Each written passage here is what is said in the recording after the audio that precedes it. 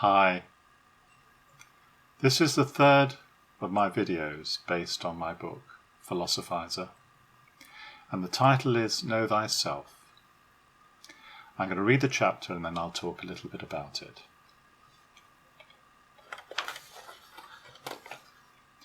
Am I in the universe, or is the universe in me? The universe made me. The universe left its imprint on me. The truth of the universe is in me. I don't know myself, not fully. I do things that totally surprise me, or I feel the opposite of what I expected to feel about some person or incident and can't give a coherent reason why. Maybe it should worry me, but it doesn't. I accept myself and my changing moods as a given fact, like the weather. Too much of what made me me is in the distant past, the past I don't particularly care to revisit. However, that's not what this investigation is about. It's the questions that grip me that I am after. Or questions my former selves thought about, which somehow I've allowed myself to forget. Memory is the key, presence of mind. Know thyself was originally one of the Delphic maxims, said to have been inscribed in the forecourt of the Temple of Apollo at Delphi. What does it mean? To the ancient Greeks, the maxim "Know thyself" wasn't saying, know who you really are inside, or question your inner motives. The ancient Greeks barely had any notion of an inner life in the way that we understand this now, as something suppressed or subconscious. In ancient Greece, you knew a man for what he did, the role he played, the actions he performed, the things he said. A man who failed to follow the maxim, know thyself, might be someone who was boastful, who had an inflated opinion about himself compared to what others thought, or rather knew. In Greek tragedy, overweening pride, or hubris, is a case of false overestimation of one's own powers, a failure to appreciate the full significance of the situation that one finds oneself in. The classic example would be a hero like Prometheus, whose hubris led him to challenge the god Zeus, not realizing the full extent of Zeus's power and lust for revenge. A man who didn't know his own limitations, as Dirty Harry said. The kind of advice one would give to an ancient Greek would be, look at the wider picture. Try to see yourself as others see you, not look into the depths of your soul. You'd just get a blank stare if you said that. The word soul comes from the Greek psyche, breath or life. What Socrates meant by know thyself, however, was very different from the accepted understanding of the Delphic maxim. Socrates was pointing out that your soul, or psyche, has an essence which is universal, not particular. In this respect, you are the same as any other human being. There is a transcendent, non-physical reality behind the everyday world of physical things. Your soul shares an aspect of this ultimate reality. It bears its imprint. By looking into your psyche, by seeking self-knowledge, you will come to know this ultimate reality, which Socrates and Plato called the forms. This is Plato's so-called theory of recollection.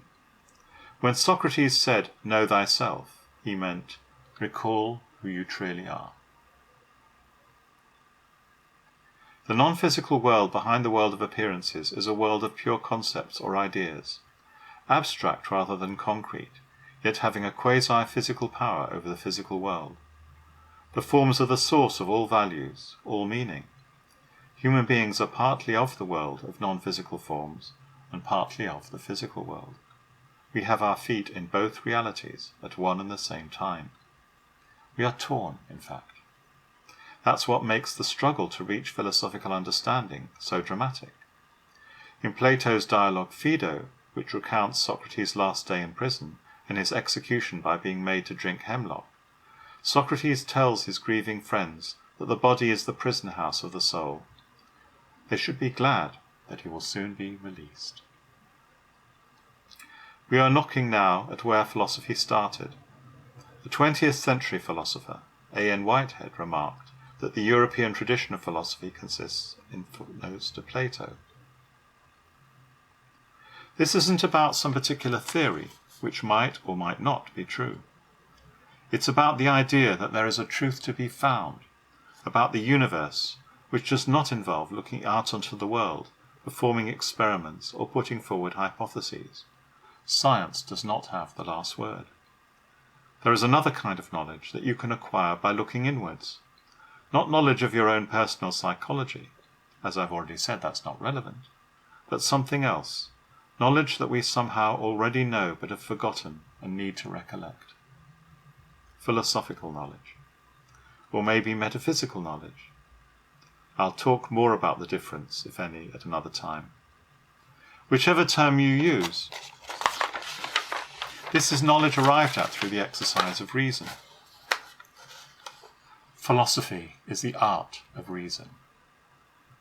I am in the universe, and the universe is in me, at one and the same time.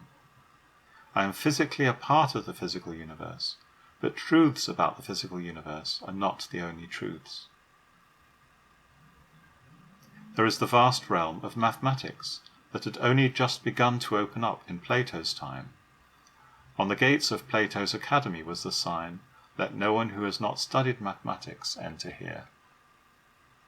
Once you understand what numbers are, how they depend on the simple concept of things being in an order, you will see why 2 plus 3 equals 5 in any possible universe where things can be put in an order and counted.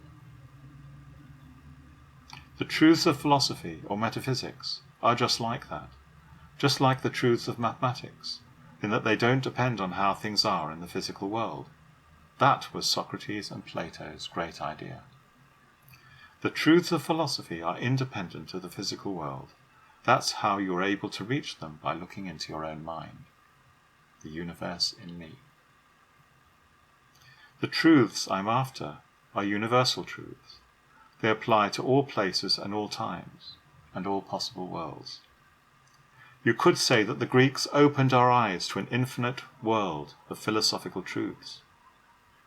But there's a fly in the ointment. There are also universal truths of a different kind, which concern the pathology of the philosophical inquirer. As fallible human beings, we are all too easily led into illogical thinking and blind alleys. We are subject to illusions that are not peculiar to this or that mind, but somehow necessary and unavoidable. The 18th century philosopher Immanuel Kant was the first to make that point. Where do these illusions come from? Maybe it has something to do with our delicate brains and the way we have evolved, or the narrowing vision of our culture, or perhaps the very fact that we are finite, limited in our capacity to reason, or imprisoned in our own perspective or particular senses or way of looking at the world. I only have myself to go on. As I look into myself, searching for philosophical truths, every thought, every idea is suspect. I cannot take anything as it appears to be, and neither should you. Well, I guess this isn't one of those YouTube videos where someone puts forward a theory and tries to convince you that it's true. And if you'd seen any of my videos, you will have got the idea that, well, this is something very different. This is about the process of searching. And each person has their own experience of that. My book just talks about my experience, and maybe some of the things that I've experienced other people experience as well, I don't know. But it's that little tricky thing that you think you've got hold of some truth, but you can't be sure that you're not deceiving yourself, that you're not being subject to illusion. And I talked about this in my video, Metaphysics and Ultimate Reality. I gave a whole list of my favourite metaphysical philosophers, and then I ended with Wittgenstein, who said that basically philosophy is just therapy. Philosophy is all about curing us of the impulse to ask these impossible questions and think that we can answer them when in fact we can't. We're just making things up. We're just giving expression to our illusions. And I'm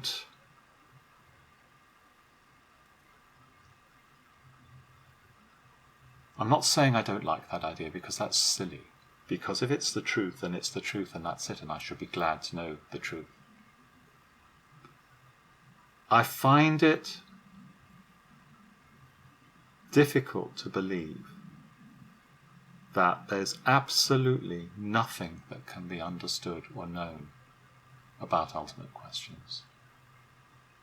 That's what leads me on. That's what makes me continue doing this. And my only thought is, I am making some false assumption. I think that the answer has got to be this, but actually the answer is going to be that. I'm looking for something square, and I should be looking for something triangular. And you can examine every object in the universe, and none of them are square. And oh dear, I've failed. But you were looking for the wrong thing to begin with. So that's what it's about. It's about questioning the question, readjusting your view when you bump into obstacles, looking for alternative paths. And that process never ends. Decent note to end on, I guess. See you next time.